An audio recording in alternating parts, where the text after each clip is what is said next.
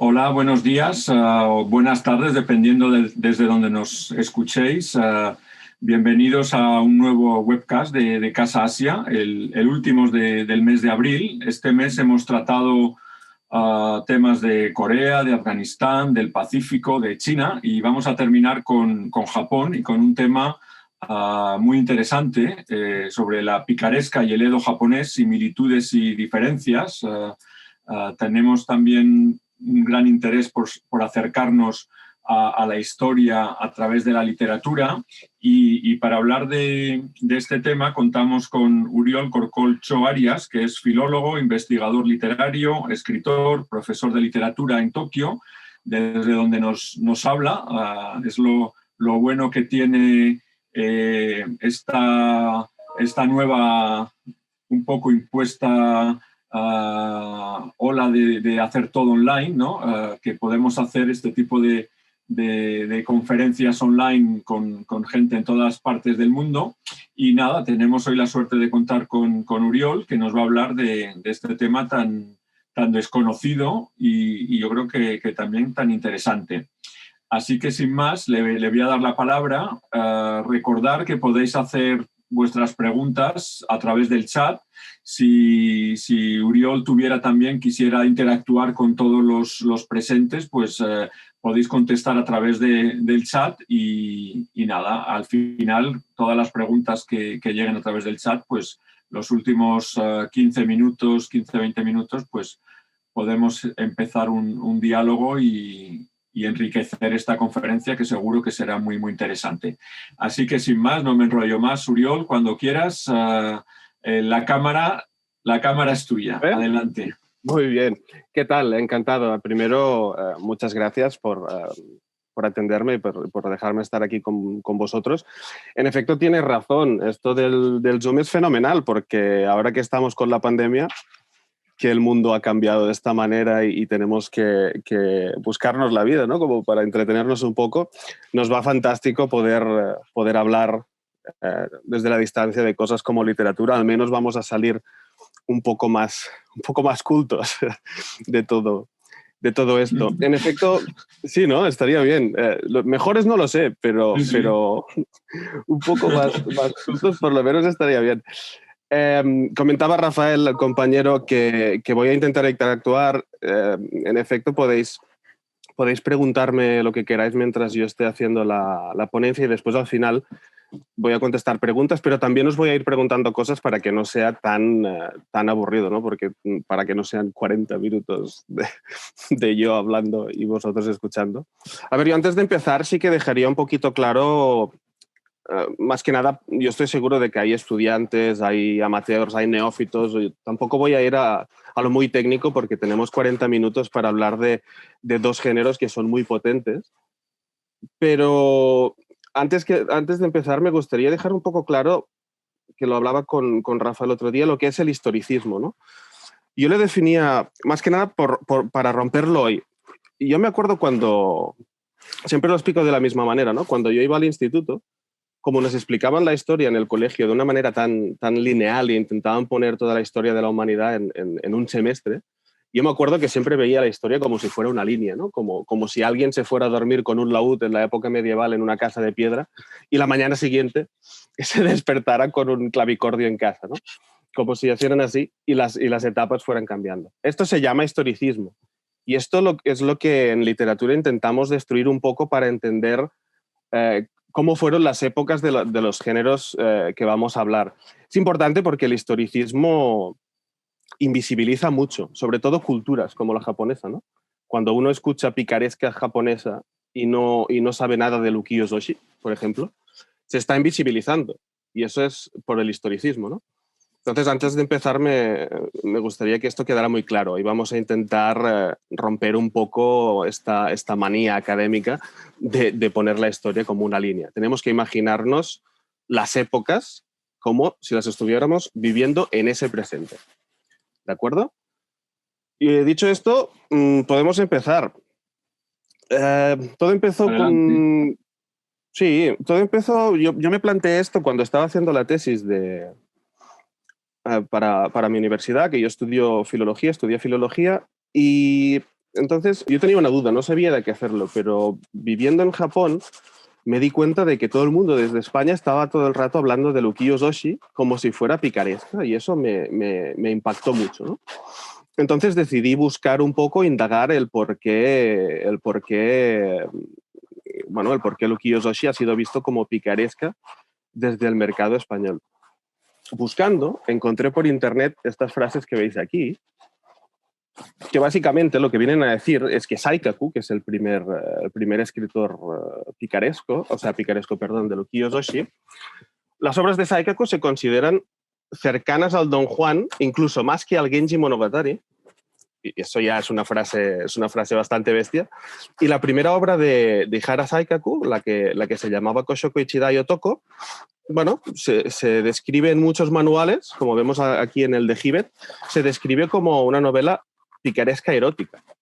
A mí eso ya me impactó mucho, porque yo que siempre quiero romper este historicismo que os comentaba, había algo que me fallaba, ¿no? Y entonces vi que se tenía que investigar el tema.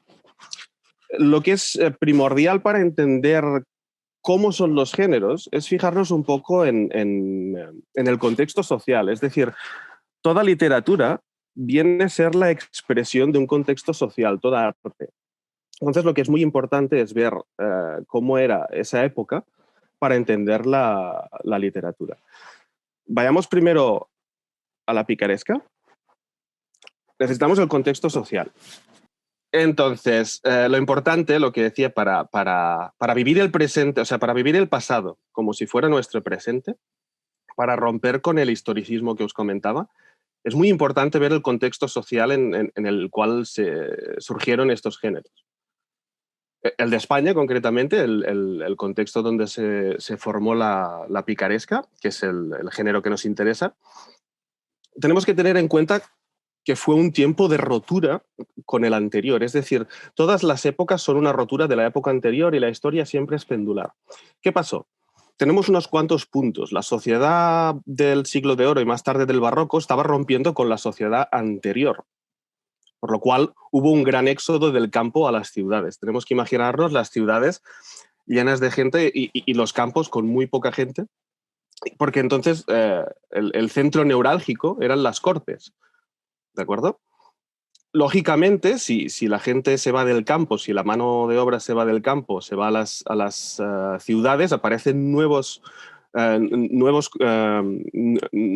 economías y eso se fraguó en una nueva clase social, que fue la burguesía.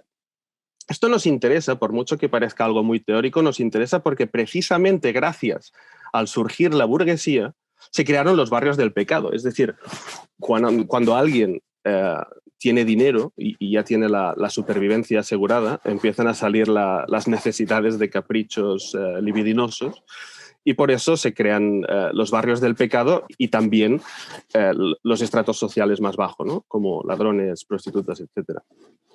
Entonces, la jerarquía social era muy determinista, uno no podía cambiar a un estrato mayor, pero seguía este patrón. El estrato social más elevado teníamos las clases privilegiadas, que sería el clero, la realeza y la nobleza.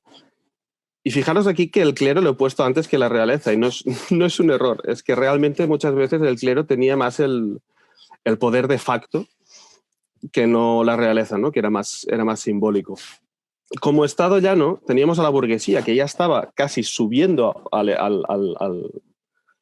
estado siguiente, al estrato siguiente, con lo curioso de que la nobleza, después de la época feudal, se estaba empobreciendo. Es aquí cuando sale lo tan típico del hidalgo, o hijo de algo o de alguien. Seguían manteniendo los títulos familiares, pero estaban completamente arruinados. Entonces era muy curioso porque el noble seguía estando arriba siendo pobre y el burgués seguía estando abajo siendo rico.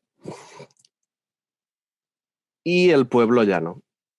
Lo importante de esto es que al crearse esta nueva economía, lógicamente salieron, se formaron el AMPA, ¿no? Hubo pendencieros, delincuentes, prostitución. Entonces las cortes se volvieron el ambiente se volvió así. Este fue el caldo de cultivo que permitiría después que saliera la literatura picaresca, ¿no? Aquí lo interesante de este trabajo para mí era compararlo con la sociedad de Ukiyo-Zoshi, con la sociedad japonesa. Lo curioso, y puedo llegar a entender la comparación, es que fue muy similar el cambio social de la época Edo. Si nos fijamos, estamos hablando de la España del siglo XVI y del siglo XVII, y en la época Edo empezó exactamente el año 1603, cuando el shogunato se estableció en la ciudad de Edo. Voy a pasar en la ciudad de Edo, que es el actual Tokio, ¿no? Lo curioso, como digo, son los puntos en común. Hubo otro éxodo del campo a las ciudades. Edo se volvió el centro neurálgico, se volvió la capital, y eso también favoreció el surgir de una nueva clase social, exactamente como pasara en España. En lugar de llamarlo burguesía, lo llamaron chonin. Consecuentemente, pasó lo mismo. Hubieron burdeles, casas del té y teatro kabuki, por lo cual era muy parecido. ¿De acuerdo? Esto tenemos que entenderlo. Lo importante es que parecido no significa igual, similar no es igual. ¿De acuerdo? Las clases privilegiadas entonces eran el daimyo y el shogun, y como estratos sociales de estado llano teníamos los mercaderes y el pueblo llano, tal y cual fueran en las cortes españolas. Y ya fuera de la sociedad, los burakumin, los eta y los hinin, que eran los parias, otra vez los que robaban, los que estaban con temas de prostitución, etc. Vale, esto ya de por sí es curioso porque son dos sociedades que están a muchos kilómetros y en la misma época tuvieron evoluciones muy, muy, muy parecidas. Ahora ya podemos ver cómo influenció esto en sus literaturas. En el caso de la picaresca, que es lo que os quería preguntar yo en el chat, la influencia fue por rotura con el idealismo anterior. ¿Cómo era la literatura, que siempre es pendular? La literatura anterior a la picaresca era una literatura completamente idealista, romantizada. Por eso el Quijote hace sátira de este tipo de literatura y coge a un señor y hace que se vuelva loco con la novela de caballerías. Es porque se está riendo del modelo literario anterior. ¿De acuerdo? Entonces, como característica, esto es lo que os quería preguntar, ¿no? Seguramente todo el mundo, por tema del historicismo que os decía, todo el mundo suele ubicar el inicio de la picaresca con la vida del Lazarillo de Tormes y de Fortunas y Adversidades, pero un género, y eso es lo importante, un género se da cuando se repite por primera vez el patrón de ese género. Por lo cual, realmente el inicio de la picaresca se dio con la primera parte del Guzmán de Alfarache. ¿De acuerdo? Características. Ya no es ese amor cortés del Curiale Güelfa, de todos los libros que existían de ideal romántico. Ahora tenemos un protagonista que es un antihéroe, un protagonista que sirve a muchos amos, un protagonista que tiene progenitores que le marcan porque lo abandonan, porque lo venden, porque lo maltratan. El pícaro entonces es resultado de tener malas compañías. Lógicamente, estas novelas van alternando con sátira, fortunas y adversidades, y los protagonistas son siempre de condición humilde. Lo importante es ver que la estructura social que hemos descrito antes es completamente determinista, es decir, uno no puede cambiar de categoría social. Todos son tendenciosos, todos son pícaros y nunca se van a volver ricos y va a acabar el libro siendo ellos ricos y benestantes. ¿De acuerdo? El tono, y esa es la diferencia más importante, es completamente un tono satírico. Y son como documentos de la sociedad. La parte anterior, el género anterior, el género de caballerías, no era real en el sentido de que eran ideales de lo que querían que la sociedad fuera. Y en este caso era documental porque era costumbrismo. Por lo tanto, teníamos una crítica social a la moral hipócrita que se vivía a partir de 1600 en España, ¿no? Que era bueno, el clero y la nobleza eran de lo más hipócrita que había, ¿no? Por lo cual la picaresca sí o sí buscaba la reflexión del lector. Eran obras con moraleja.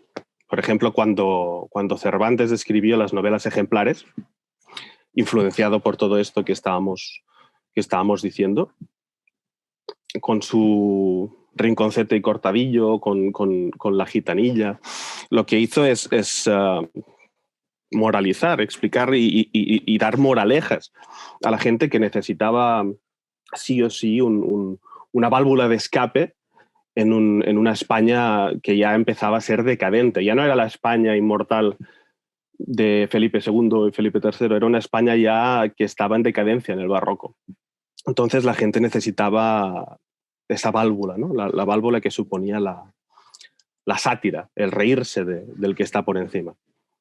Básicamente, esto sería el género picaresco, muy resumido porque tenemos muy poco tiempo, pero esto sería el género picaresco en sí. Vamos a ver la parte curiosa, que es si realmente todo el mundo está diciendo que el ukiyo-zoshi o los libros del mundo flotante son picaresca japonesa, tiene que ver a la fuerza puntos en común. Y eso es lo que a mí me interesó en mi investigación. Y empecé a buscar y, bueno, encontré una definición de un monje de la época que describía, perdón, os pongo aquí, que describía el ukiyo-zoshi como, decía, viviendo solo para el momento, saboreando a la luna, la nieve, los cerezos en flor y las hojas de arce, cantando canciones, bebiendo sake y divirtiéndose simplemente flotando. Cuidado, indiferente por la perspectiva de pobreza inminente, optimista y despreocupado como una calabaza arrastrada por la corriente del río. Y yo me pregunté, igual el raro soy yo, pero una persona que como el pícaro, ¿no? Afila su picaresca por necesidad, porque se está muriendo de hambre, ¿en qué momento alguien que se está muriendo de hambre tiene tiempo para saborear la luna, para saborear la nieve, para estar contemplativo y sobre todo para estar indiferente por la perspectiva de pobreza inminente? Aquí fue el primer momento en que ya había una diferencia muy clara, que es que probablemente están hablando más de un hedonista que disfruta de la vida que no de un pícaro. ¿De acuerdo? Pero yendo más a lo concreto, investigué las características del mundo flotante para compararlas con las de picaresca. No es casual que haya puesto esta fotografía aquí, en lo del ukiyo-zoshi, porque este señor es Ihara Saikaku, el que fue el fundador, entre comillas, de este género, con su primera obra, la que os comentaba antes, la del Koshoku Ichidai Otoko. Está traducida al español como Hombre lascivo sin linaje o como Amores de un vividor, depende del traductor. Y pasó exactamente lo mismo en el fondo. Aquí seguimos repitiendo, y sigue siendo lo mismo, es similar, pero similar no tiene por qué significar idéntico. ¿Qué es lo similar? Ihara Saikaku rompió con la cultura literaria anterior. ¿Y cuál era la cultura literaria anterior en Japón? Era la cultura que venía del Genji Monogatari. Era la cultura que sustituyamos caballeros por samuráis, sustituyamos honor por bushido, y la corte era lo mismo, ¿no? Entonces, de la misma manera que en España teníamos la novela de caballerías, en Japón existía el género novelesco romántico cortesano, muy parecido.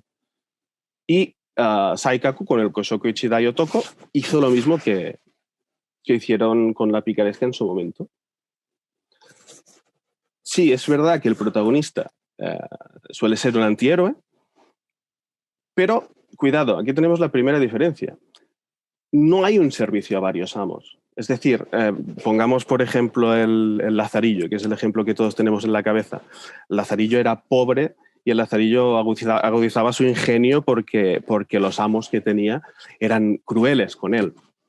En el Ukiyo-Zoshi, en los libros del mundo flotante, no solían tener amos, eran ricos, era gente rica. Sí que tenían características traviesas, hedonistas, pero no era gente pobre. Entonces, lo único que les podía agudizar el ingenio era quizás su lascivia, a lo sumo, ¿no?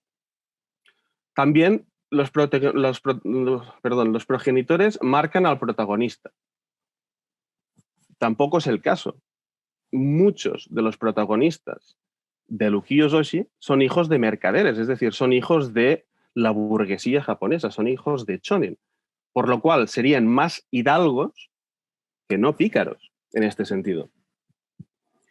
Pícaro como resultado de malas compañías.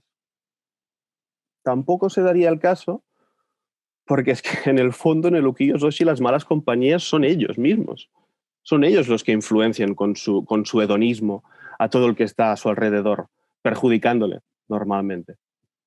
Alternancia de fortunas y adversidades, en este caso es correcto.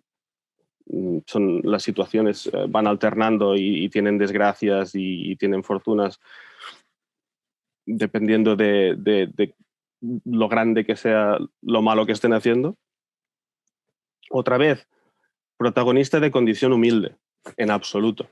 En absoluto. La gran mayoría de las veces los protagonistas del Ukiyo-Zoshi son gente con posibles. Es lo que, si miramos la definición que hemos dado,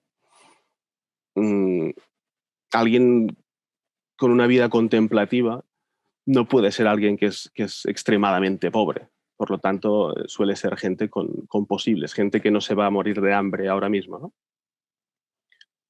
También se da una estructura itinerante, eso sí que es verdad, hay una estructura itinerante y biográfica en el Ukiyo-Zoshi, pero normalmente las obras, y esa es la gran diferencia, no fueron escritas en primera persona, como pasara con las obras picarescas españolas. ¿De acuerdo? Este es un cambio muy grande también. Determinismo social se respeta, las mujeres incisivas e inteligentes, que no lo hemos comentado en el anterior caso, pero también se da este cambio,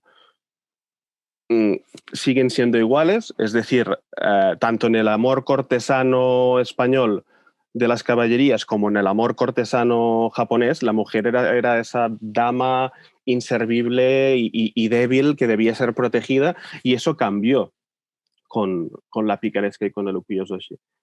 En el caso de la picaresca tenemos protagonistas como la pícara Justina, por ejemplo, o la gitanilla de Cervantes.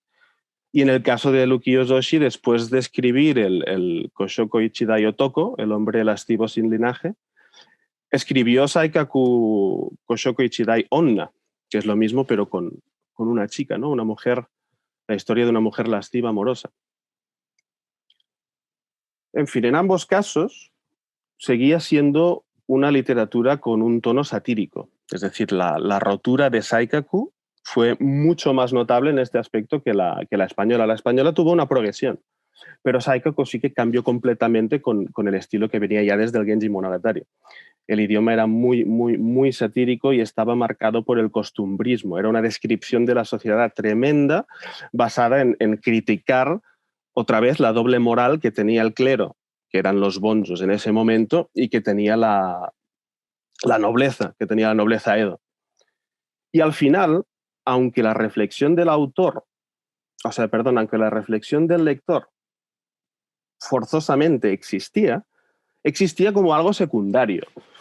Y eso es el punto más importante. Mientras que en la picaresca la reflexión era uno de los objetivos más importantes, en el Ukiyo-Zoshi era algo colateral, porque al ser libros de contemplativos, no se tenía como primer objetivo el que el lector pensara sobre la sociedad, sino más que ello, el que disfrutara de la contemplación de ella. ¿De acuerdo? Esas son las diferencias que básicamente se pueden encontrar.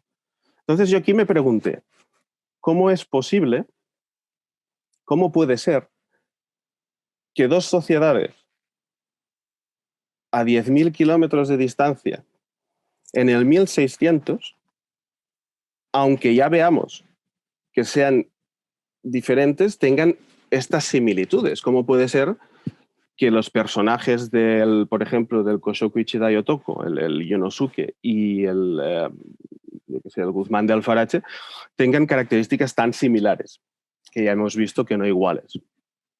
Lo que encontré fue la teoría de Jung, el psicoanalista. Según Jung, no hace falta leer, esto es muy técnico, pero según Jung, toda la sociedad, aunque estamos sujetos a variables geográficas, económicas y culturales, todos tenemos remanentes de un inconsciente colectivo que nos une como especie, ¿de acuerdo?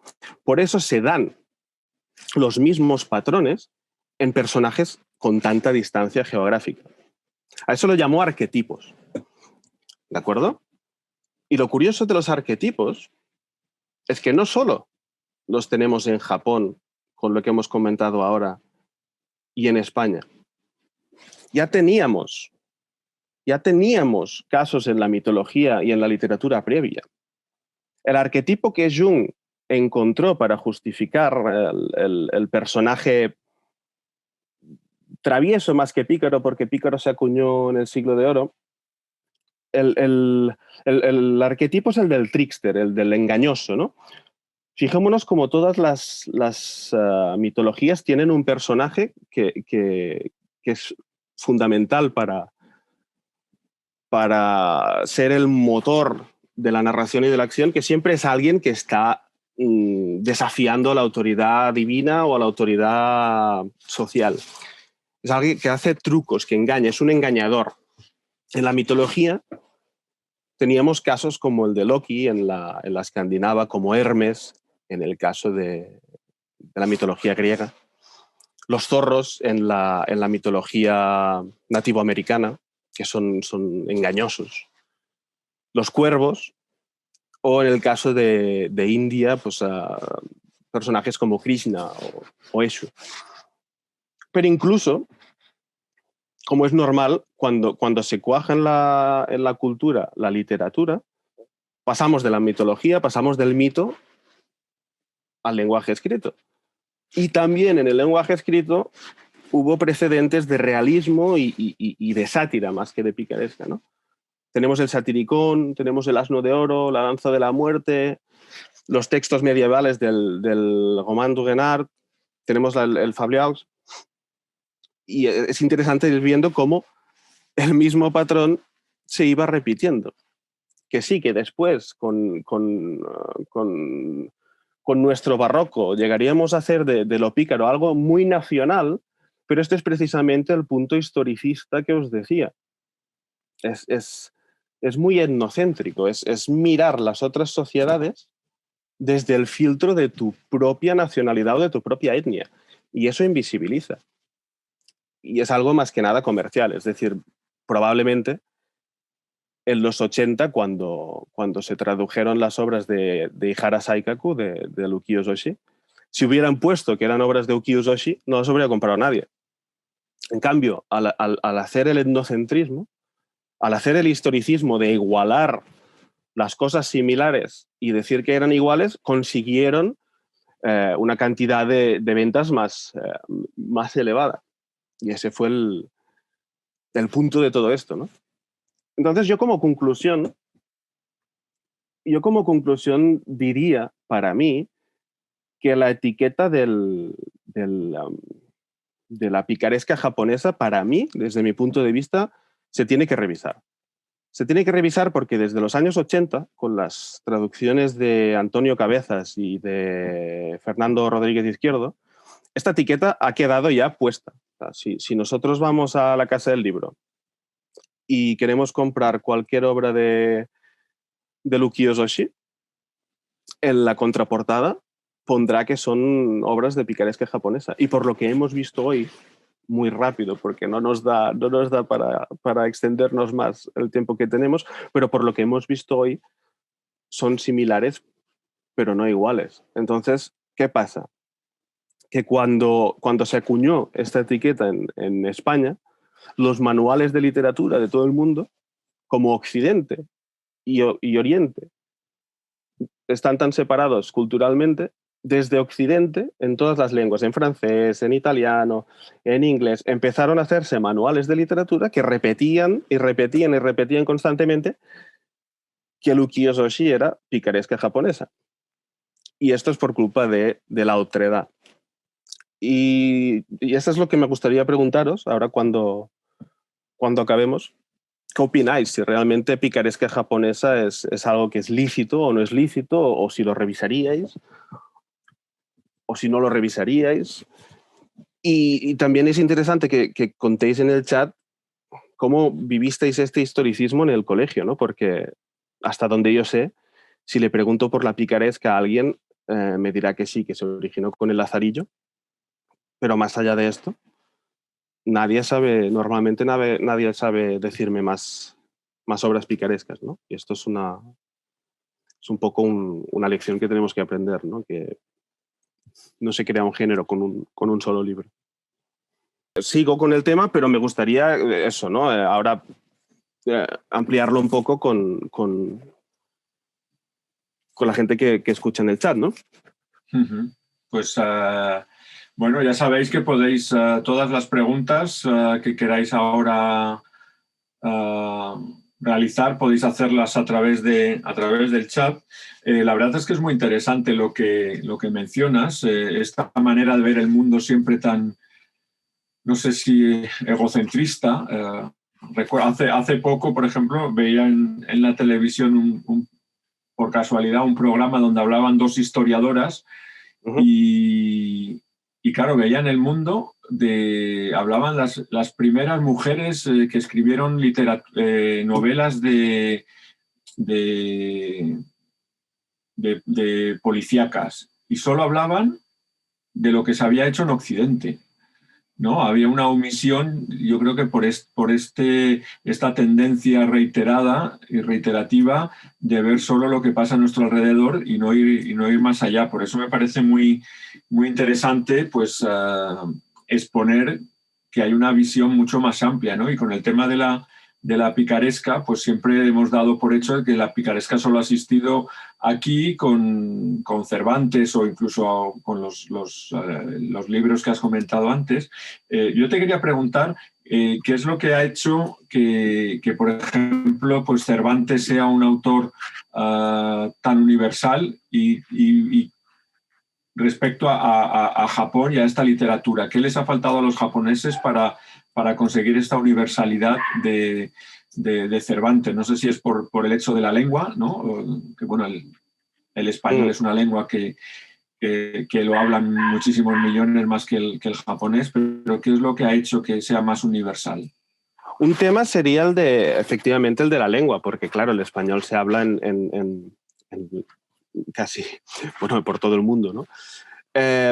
Decir primero que sí, que lo que comentabas antes, más que egocentrismo, es el término que queríamos utilizar, ¿no? Es etnocentrismo. Es cuando tú desde tu etnia empiezas a hacer frases, ¿sabes? Esa típica frase de el Messi de Perú, ¿no? Tienes un pobre chico de Perú que ha estado toda su vida entrenando, dejando a los amigos de lado y tal, y al final se lo etiqueta porque le llaman el Messi de Perú, ¿no? Esto es el etnocentrismo, decir el no sé qué, el no sé cuántos. ¿Por qué pasó esto con el Quijote? ¿Por qué fue más importante, por ejemplo, Cervantes que en el caso de ukiyo-zoshi? Pues primero por el idioma. Después, por el impacto. Es decir, había un escritor que comentaba que cuando uno lanza una obra de arte al mundo, es como si lanzara una piedra en un río, ¿no? Y esa piedra genera olas, genera una resonancia, y es esa resonancia la que se va transmitiendo por todos los países dependiendo de si cuaja con la actitud de su pueblo o no. Es decir, ¿por qué el Quijote?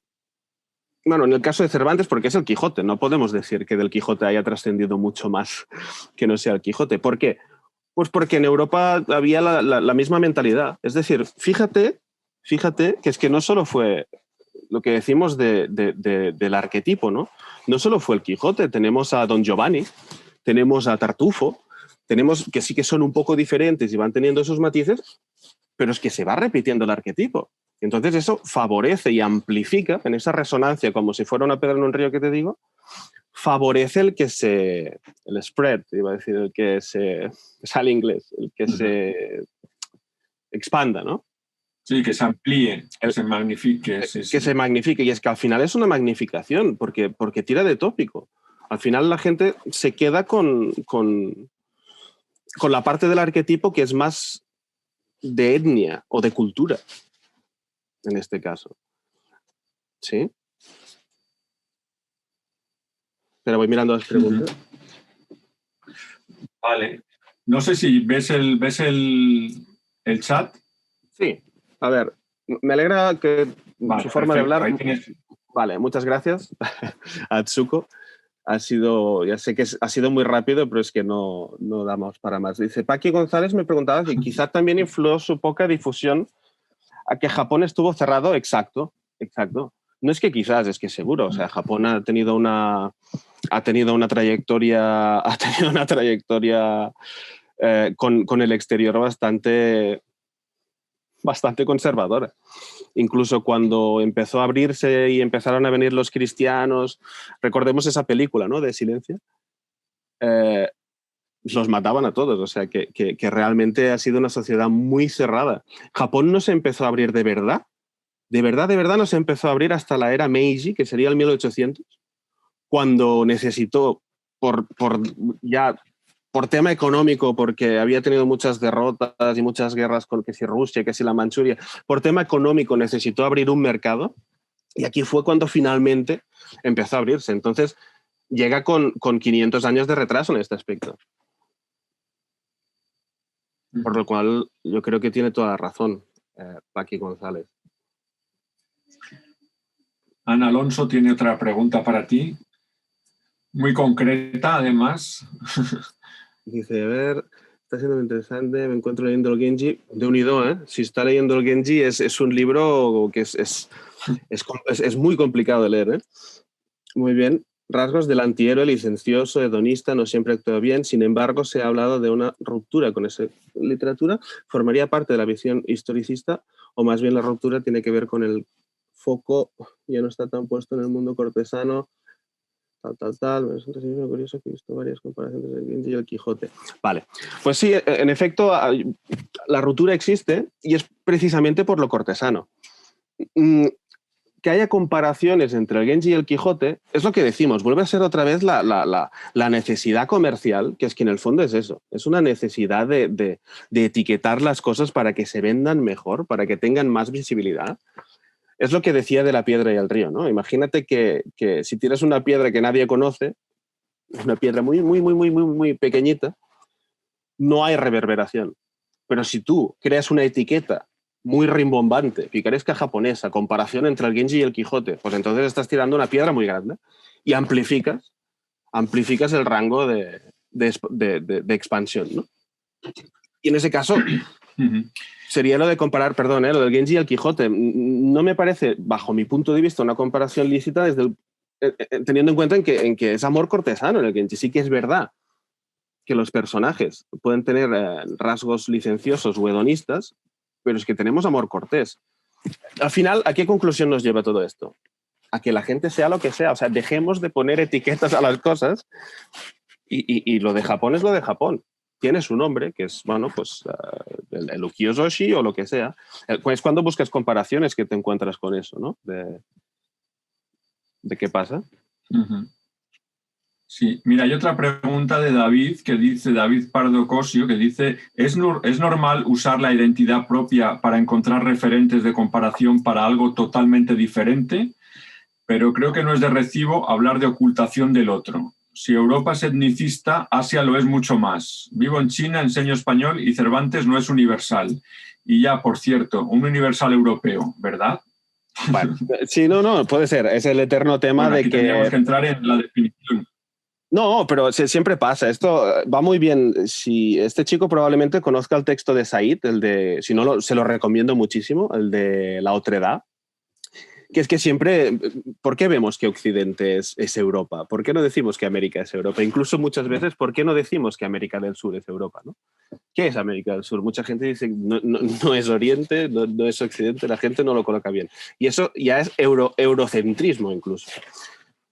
Evidentemente tiene razón y Cervantes no es universal, pero es mucho más universal que otras obras. Esto es un hecho que tampoco podemos negar. Y bueno, que haya ocultado... Habría que definir qué es ser universal. En la Universidad de Peitá, en Beijing, hay una estatua de Cervantes. Aquí me gustaría que hubiese pues, algunas estatuas de, no sé, de Confucio, Lao Tzu, en nuestras universidades. Exacto. Habría que definir qué es ser universal. Pero... Es que, de hecho, ser universal, tienes toda razón, porque no es ser universal, es ser europeo en el fondo. Ellos sí que tienen muchas veces cosas de Europa, aunque diga que no, pero no al revés. Fíjate que en nuestras escuelas nunca estudiamos nada en absoluto de literatura oriental, cosa que me parece un error, pero ya no de literatura oriental, sino de literatura latina, por ejemplo, ¿no? O sea, que lo universal, somos tan etnocéntricos que incluso para definir lo universal lo estamos haciendo desde el punto de vista de nuestra etnia, ¿no? Y claro, dice que no es ocultarlo a propósito. Evidentemente que no, y cuidado, dependiendo del caso, porque a veces interesa. Sí que no es algo a propósito, pero es un hecho colateral. Es decir, tú cuando estás haciendo historicismo, igual no hablarás de la tribu que había no sé dónde, que sufrieron no sé qué, porque no pasaron a la historia, ¿no? Eso pasa, o sea, es un hecho colateral. No se oculta a propósito, pero si hay más desconocimiento de qué es el ukiyo-zoshi, es precisamente porque hemos puesto la etiqueta de picaresca japonesa. Si no se hubiera puesto y se hubiera animado a la gente a buscar qué es, igual estaría menos oculto, en mi opinión. Sí, sí. La Nire nos pregunta, nos dice, no utilizaría el término picaresca porque el tema no es el mismo. Pero aunque no sea lo ideal, es fácil poner de referencia lo que forma parte de la cultura que conoces. También refleja la manera de consumir que tenemos y del miedo a adentrarse en temas de culturas desconocidas, por lo que probablemente en todos los lugares se haga así, entre comillas, de mal. Toda la razón. Me gusta porque enlaza con... Claro, yo hice esta tesis más comparativa en el grado, pero es que ahora en el máster la tesis estoy haciendo la de por qué ha triunfado esta etiqueta. Primero hice la comparativa que hemos visto hoy, pero ahora estoy estudiando desde cuándo se está utilizando esta etiqueta, por qué, quién la impuso y por qué funciona. Lo que os contaba de la piedra, en el fondo, es una teoría que se llama teoría de la resonancia, y la teoría de la resonancia aplicada a lo social es muy aplicable a lo que dice Yanira. Cuando tú quieres dar a conocer, quieres hacer de puente mediador entre una cultura no entendida por el neófito y tu propia cultura, es de recibo y se puede entender y es lícito que utilices un concepto que podamos entender y que te ayude a interiorizar lo que es la otra cultura. Pero nunca, si haces esto, da la alternativa. Se plantea, por ejemplo, muchas veces, ¿no? O sea, que no en todos los libros en la contraportada salga picaresca japonesa y en los libros en sí no se explique qué es el ukiyo-zoshi, por ejemplo. O sea, está bien utilizarlo como puente, pero sin abusar, ¿no? Igual es algo muy mercantil ya.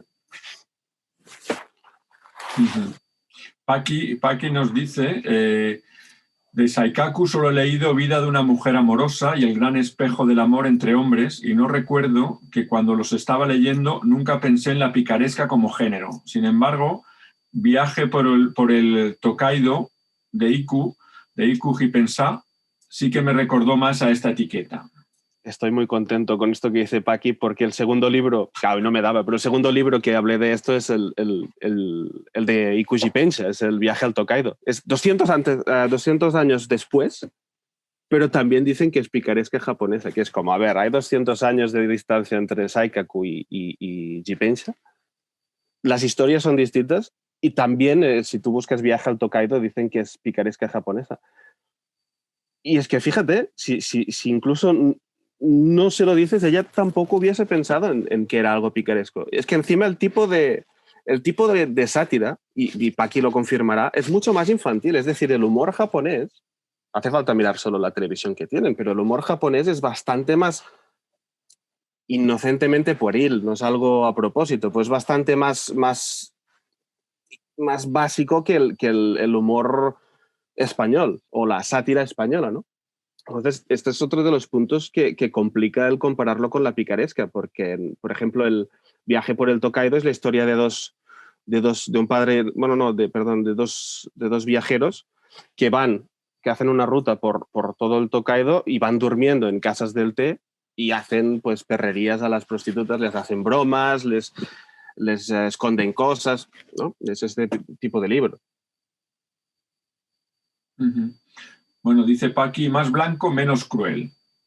A la sátira, que es lo que he dicho yo de que es más, creo, que es más, yo digo inocente o pueril, menos cruel, sí, pero aquí sí que estamos entrando ya a lo importante de las culturas, ¿no? No es lo mismo.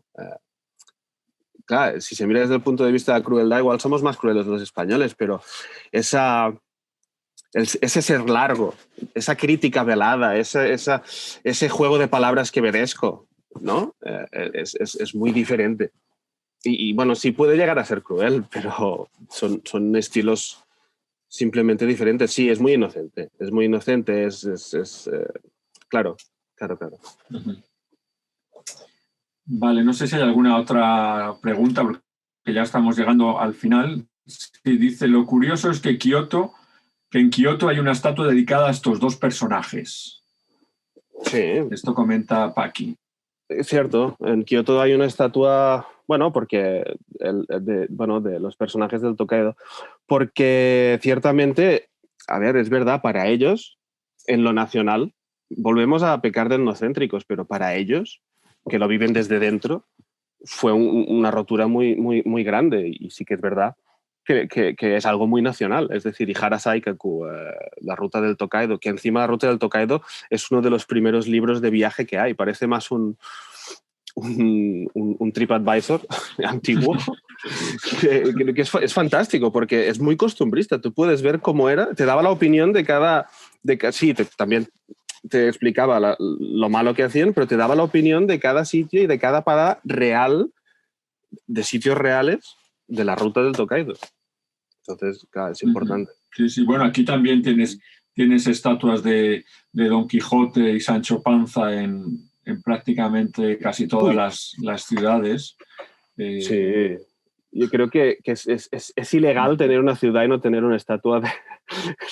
el gobierno no te deja. Pero con eso hago la broma de decir de que precisamente el etnocentrismo es ¿no? De que lo nacional es tan nacional que tenemos que exportarlo y es seña de identidad, ¿no? En todos los lados. Muy bien, pues ya si no hay ninguna última pregunta o comentario, llegamos ya prácticamente a las 11, al final de esta charla. La verdad es que ha sido muy, muy interesante y para nosotros yo creo que hacemos muchos cursos de literatura, pues es interesante también abordar este tipo de temas. Intentamos llegar y traer Asia de la forma más transversal posible.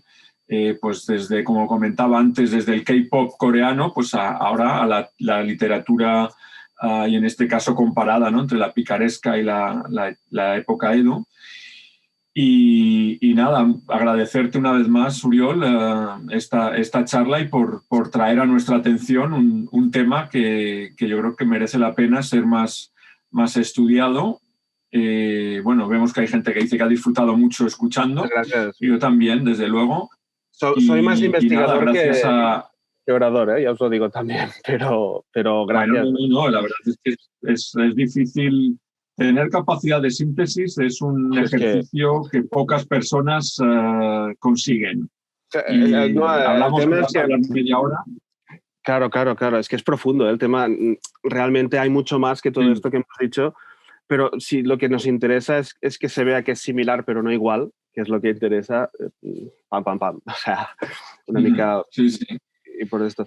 Pues Pues nada, muchísimas gracias a todos y a ti, Uriol. Seguimos en contacto y hasta pronto. Muchas gracias. Muchas gracias a vosotros. Gracias.